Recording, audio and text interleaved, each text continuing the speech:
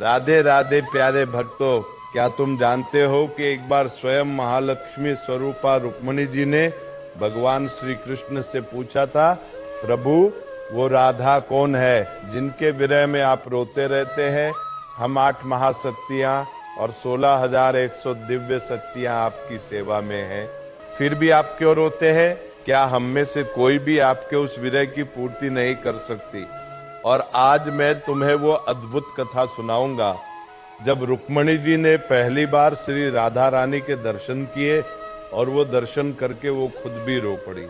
ये कहानी सिर्फ दर्शन की नहीं है, ये तो प्रेम की उस पराकाष्ठा की है जहां पहुंचकर बड़ी बड़ी दिव्य शक्तियां भी स्वयं को अधूरा मान देती है। द्वारका नगरी में एक दिन भगवान श्री कृष्ण अश्व प्रवाह करते हुए विरह में व्याकुल हो उठे। उनका मन कहीं और था। वृंदावन की कुंज गलियों में, यमुना के तट पर किशोरी जी के चरणों में रुक्मणी जी ने देखा उनके प्रभु रो रहे हैं। वो महालक्ष्मी का अवतार थी, हर समय एक पलक की तरह प्रभु की रक्षा करने वाली, लेकिन आज वो खुद असहाय हो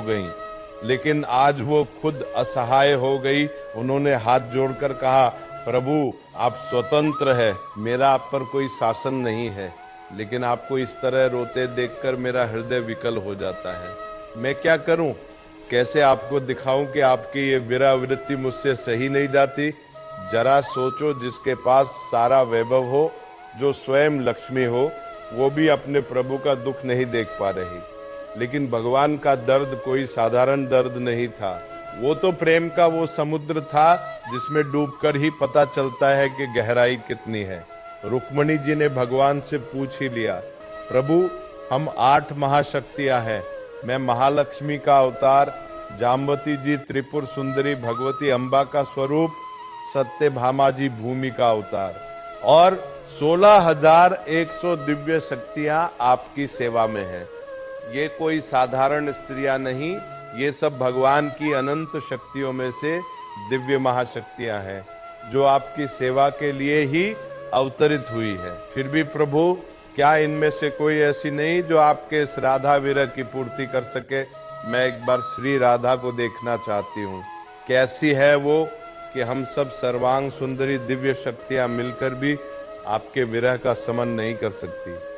ये प्रश्न सुनकर भगवान मुस्कुराए। उन्होंने कहा, प्रिय श्री राधा को देखना इतना आसान नहीं है, वो स्वयं प्रेम की मूर्ति है। कभी श्री जी चाहे दर्शन देना, संयोग बनावे तो ही हो सकता है।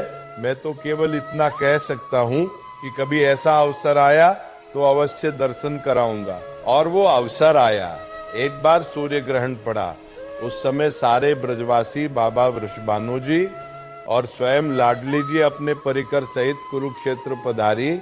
उधर से द्वारिका का परिकर भी आया और हस्तिनापुर से पांडव परिकर, द्रौपदी आदि सब वहां एकत्र हुए। जब रुक्मणी जी ने सुना कि वृषभानु बाबा और राधा किशोरी पधारी हैं, तो उनका हृदय उल्लास से भर गया।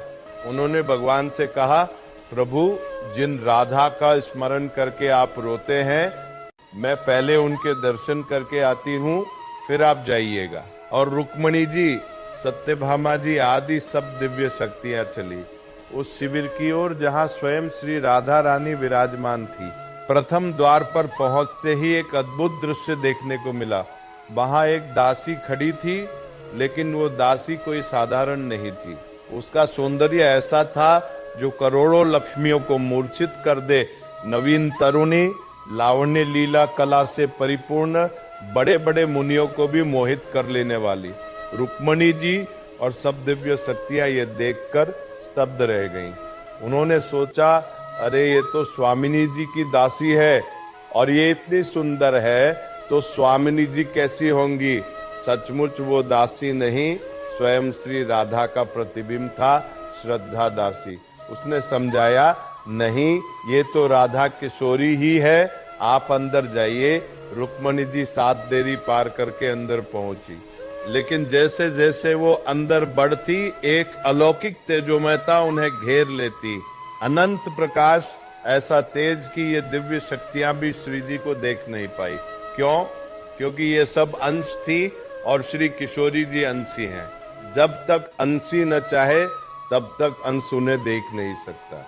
ठीक वैसे ही जैसे हम अंशी श्री हरि सर्वत्र है, पर हम उन्हें देख नहीं पा रहे। जब वो कृपा करें तभी दर्शन हो सकते हैं। तभी श्री ललिता विशाखा आदि सहचरियों ने स्वामिनी जी का चरणामृत उतारा और उन दिव्य शक्तियों पर छिड़का। चरणामृत में क्या है? वो तो सतप्रेम सिंधु मकरंद रस की धारा है।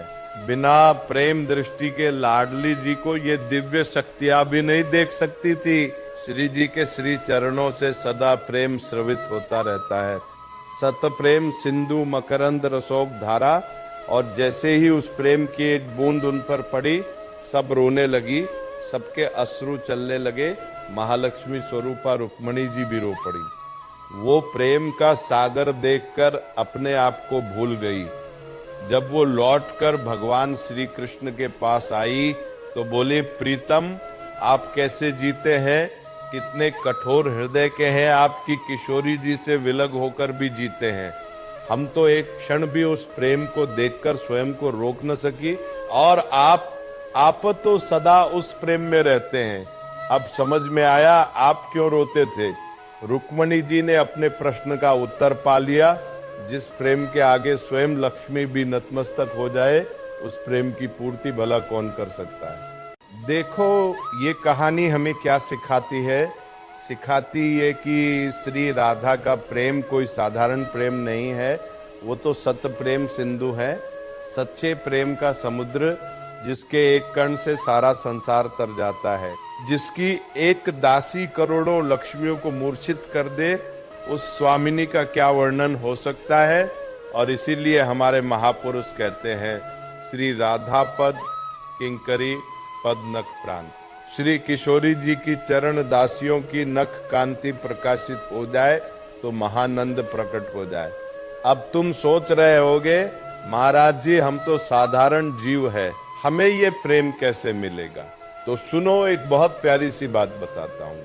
एक गरीब किसान को कभी हीरा मिल जाए तो वो उसे कांच ही समझता है, सोचता है कहाँ मेरे भाग्य में हीरा मिल सकता है। ठीक ऐसे ही जब तुम राधा नाम सुनते हो तो सोचते हो, अरे ये तो बस ऐसे ही कोई बात है। लेकिन एक बार ये राधा नाम तुम्हारे कान में पड़ गया, एक बार तुमने जबान से ले लिया, तो ये तुम्हें त्रैलोक तार देगा। त्रिभुवन में कहीं भी हो, राधा नाम सुनने वाला, राधा नाम जापक, उसका कल्याण निश्चित है।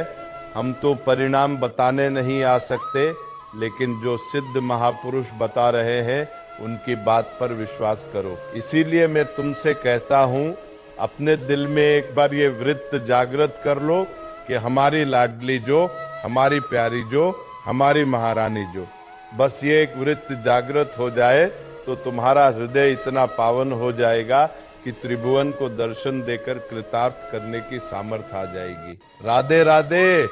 जय श्री रुक्मणी, जय श्री राधे।